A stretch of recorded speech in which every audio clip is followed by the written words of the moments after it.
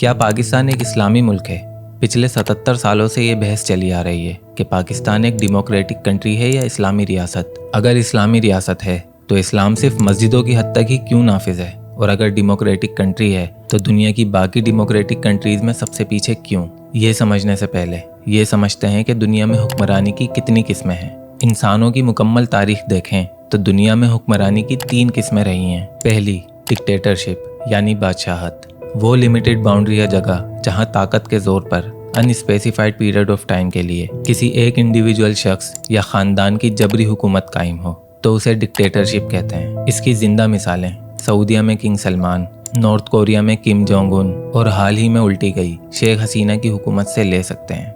दूसरी, डेमोक्रेसी यानी जमहूरियत। वो लिमिटेड बाउंड्री या जगह जहां लोगों की मेजोरिटी से चुने गए अवामी नुमाइंदे जैसे प्रेसिडेंट और मिनिस्टर्स एक लिमिटेड पीरियड ऑफ टाइम तक किसी मुल्क पर हुकूमत कर रहे हों तो उस सिस्टम को डेमोक्रेसी यानी जमहूरियत कहते हैं, जो आज दुनिया की 70% कंट्रीज में एक्टिव है। तीसरी, खिलाफत यानी इस्लामी निज़ाम। दुनिया के पॉइंट ऑफ व्यू से देखें तो खिलाफत का मतलब वो लीडरशिप जो रिलीजियस और पॉलिटिकल दोनों ही तरीकों से अपने दीन के दायरे में रहते हुए रियासत को लेकर चल रही हो, तो ऐसे सिस्टम को खिलाफत और उसके निगरान यानी केयर टेकर को खलीफा कहते हैं। लेकिन अगर इसे गहराई से समझा जाए तो खिलाफत कहते हैं हुकूमत इलाहिया यानी इंसान की खिलाफत में अल्लाह की हुकूमत। खलीफा वो शख्स होता है जिस पर जिम्मेदारी होती है अल्लाह के इस निज़ाम को नाफिज करने की, लेकिन किसी लिमिटेड बाउंड्री में रहकर नहीं, इसे जितने बड़े स्केल पर हो सके अपनी पूरी कोशिश के साथ फैलाया जाता है। खलीफा और बादशाह में यही फ़र्क है कि एक बादशाह अपने कंफर्ट जोन यानी अपने मुल्क में बैठकर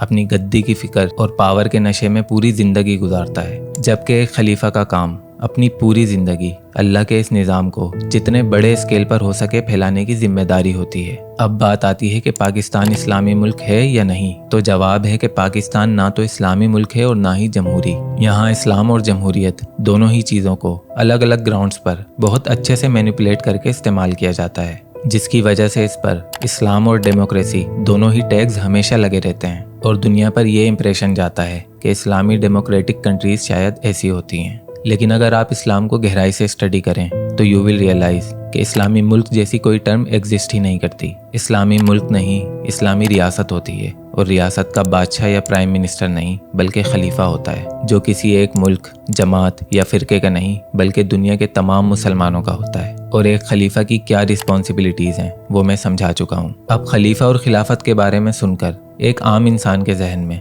जिसने इस्लाम को बस दूर दूर से देखा हो यही सवाल आएगा कि इस जदीद दौर में खिलाफत क्यों नाफिज की जाए, क्यों किसी पर ज़बरदस्ती की जाए। कोई इस्लाम को एक्सेप्ट नहीं करता तो ना करे, तुम खुद बैठकर जन्नत के ख्वाब देखो, दूसरों को क्यों मजबूर करते हो। बाकी सब जाएं जहन्नुम में, तुम्हें क्या फ़र्क पड़ता है। दूसरे रिलीजन्स की तरह अपने काम से काम रखो, खामोश बैठो, क्यों इस्लाम इस्लाम करते फिरते हो। तो इसका जवाब है कि इस्लाम कोई मजहब या रिलीजन नहीं बल्कि जीने का एक तरीका है। It's a way of life. दुनिया का पहला इंसान भी बिना कोई आसमानी किताब उतरे दीन इस्लाम पर था। रिलीजन की मोहर तो बाद में लगती है। किसी भी मजहब में पैदा होने वाला हर बच्चा पहले मोमिन ही पैदा होता है, क्योंकि हर इंसान के सबकॉन्शियस माइंड में ये बात रख दी गई है कि झूठ बोलना गलत है और सच बोलना अच्छा, कत्ल करना बुरा है और जान बचाना अच्छा। पैगंबर और किताबें तो इंसानों को वापस उस राह पर लाने के लिए भेजी जाती हैं। उन किताबों और पैगंबरों की टीचिंग्स के बाद अगर कोई कौम राह से भटक जाती है तो ये उस कौम का मसला है, इस्लाम का नहीं। अगर आप इस्लाम का अंदाज़ा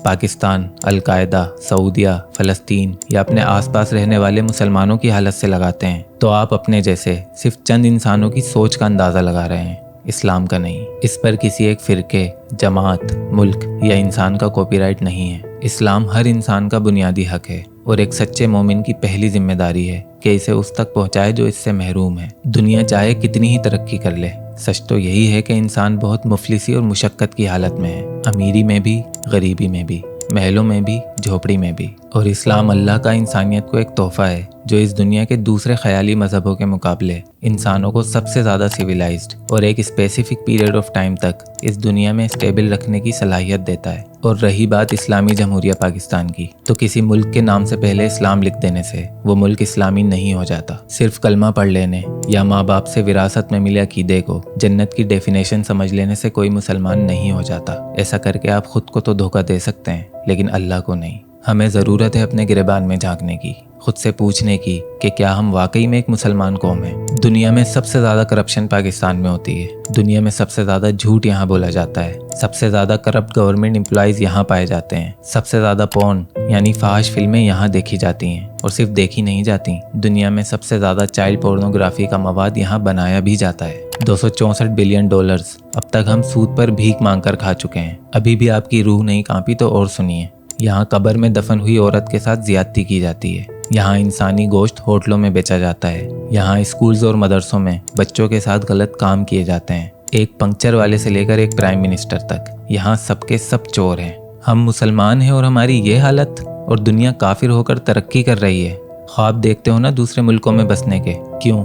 क्योंकि सच्चाई यही है कि बहुत आगे हैं वो हमसे, इखलाकियात में, इकोनॉमी में, एजुकेशन में, अदल व इंसाफ में, ईमानदारी में, सफाई सुथराई में। हमसे ज़्यादा तो उन्होंने इस्लाम के बुनियादी पैगाम को समझ लिया, सिर्फ कलमा पढ़ना ही तो बाकी है। और दूसरी तरफ हम, जिन्होंने सिर्फ कलमा ही पढ़ा और बाकी सब भूल गए। उन लोगों ने कुरान से साइंस की बड़ी बड़ी इक्वेशन सोल्व की और हमने उससे सिर्फ वज़ाइफ ही सीखे और उसके बुनियादी पैगाम से मुंह फेर लिया, जिससे आज काफिर फ़ायदा उठा रहे हैं और मुसलमान जन्नत के शॉर्टकट्स ढूंढने में लगा हुआ है। हम कुएं के उस मेंढक की तरह ज़िंदगी गुजार रहे हैं जिसे पता ही नहीं कि कुएं के बाहर कुछ है भी। मैंने अपनी ज़िंदगी में चंद लोगों के अलावा यह दर्द किसी की आवाज़ में महसूस नहीं किया, जो इस्लाम के असली पैगाम को समझे हों, जो वाकई में चाहते हों कि दुनिया का ये हिस्सा भी इस्लाम से फ़ायदा उठाए। वो तो चले गए, और जो बाकी रह गए हैं उनमें एक साहब हैं जो बस मैं करते रहते हैं। एक और साहब हैं जो मिंबर रसूल पर बैठकर बेतुकी बातें और वाहियात लतीफ़े सुनाते हैं और उसे सुन्नत रसूल का नाम देते हैं। कुछ तंजीमें हैं जो लोगों का ज़मीर मारने को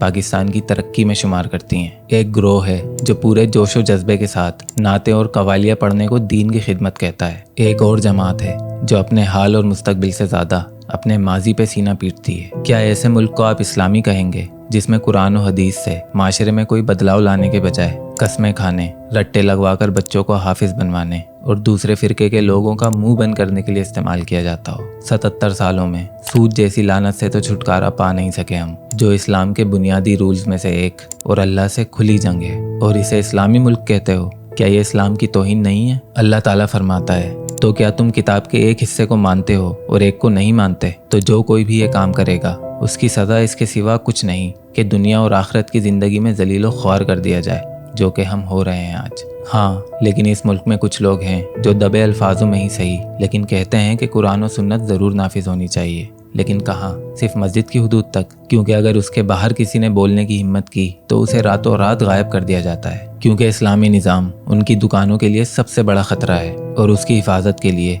अगर हथियार भी इस्तेमाल करना पड़े तो वो लोग करते हैं। और बंदूक के आगे भला कौन बोलता है? मुझे भी धमकियाँ मिलती हैं, मत बोलो मार दिए जाओगे। तो उन सहूलतकारों को मेरा एक पैगाम है, मैं मार दिया जाऊंगा तो क्या तुम लोग हमेशा जिंदा रहने वाले हो? काश तुमने जान लिया होता कि कायनात का सबसे बड़ा सच मौत है, जो अच्छे बुरे, गोरे काले, अमीर गरीब, मोमिन काफिर हर इंसान को आती है। और याद रखना, जिनकी सहूलतकारियों में चंद पैसों की नौकरी और पेंशन के लिए अपने बड़ों के हुक्म पर तुम लोगों के मुंह बंद करते फिरते हो, वो तुम्हारे बाद आने वाली नस्लों के लिए सबसे बड़ा खतरा है। आंखें खोल कर देखो, तुम और तुम्हारे आका उस चीज को खा रहे हो जो आहिस्ता आहिस्ता खत्म हो रही है, और आखिर में जब खाने के लिए कुछ नहीं बचेगा तो वो तुमको भी खा जाएंगे। तुम्हारे अंदर के मोमिन का तो पता नहीं, लेकिन तुम्हारे अंदर का इंसान तुम्हें हर गलत काम करने, झूठ बोलने, रिश्वत लेने, अपने सुपीरियर्स के नाजायज हुक्मों की तामील करने से पहले अंदर ही अंदर जरूर मलामत करता होगा कि तुम ये गलत कर रहे हो। लेकिन एक बार मरने के डर से तुम रोज 1000 मौतें मरते हो। इससे बेहतर है कि तुम एक बार ही मर जाओ। अगर नहीं मर रहे तो कम से कम मुंह ही खोल लो अपना। अब नहीं बोलोगे तो कब बोलोगे? क्या तुम इस दुनिया को कुछ भी देकर नहीं जाओगे? क्या तुम एक रेशम के कीड़े से भी बदतर हो, जो सिर्फ 30 दिन जिंदा रहने के बाद भी अपनी थूक से 100 साल तक बाकी रहने वाले रेशम को देकर मरता है? तुम तो फिर भी अशरफुल मखलूकात हो। अब नहीं बोलोगे तो कब बोलोगे? आज की तारीख में पाकिस्तान का कर्जा 264 बिलियन डॉलर्स तक पहुंच चुका है, यानी 80 लाख करोड़ रुपए, जो कि गवर्नमेंट तुमसे महंगाई करके वसूल करती है। लेकिन इन लोगों की अयाशियों में कोई कमी नहीं आती। ये हरी नंबर प्लेट और लाल बत्ती वाली गाड़ियां, इनको तुमने ही खरीद कर दी हैं, और इनमें जलने वाला फ्यूल भी तुम्हारा ही खून पसीना है। ये मुल्क इनके बाप की जागीर नहीं। ऐसा मुल्क इस्लामी मुल्क नहीं कहलाता, जहाँ चंद लोग अयाशी करें और बाकी लोग टैक्सेस, बिल्स और भूख की वजह से खुदकुशियाँ करें। क्या तुम्हें उस दिन एहसास होगा जिस दिन तुम्हारे बच्चे भूख से बिलकेंगे और तुम्हें पता चलेगा कि तुम्हारे आकाओं के घर के कुत्ते तुम्हारे पूरे महीने के राशन से महंगा सिर्फ एक वक्त का खाना खाते हैं। तो मेरे भाइयों, कुएं का मेंढक मत बनो। मुसलमान होने का हक अदा नहीं कर रहे तो कम से कम इंसान होने का ही हक अदा कर दो। कल के इनकलाब के लिए तुम्हें अपना आज कुर्बान करना पड़ेगा, और अगर कुछ भी नहीं कर सकते तो कम से कम ये तो कर ही सकते हो, अपने बच्चों को महंगी नहीं बल्कि अच्छी तालीम दो। उन्हें फ़िरकों, ज़बानों और नस्ल परस्ती से बाहर निकलकर इंसान से मोहब्बत करना सिखाओ।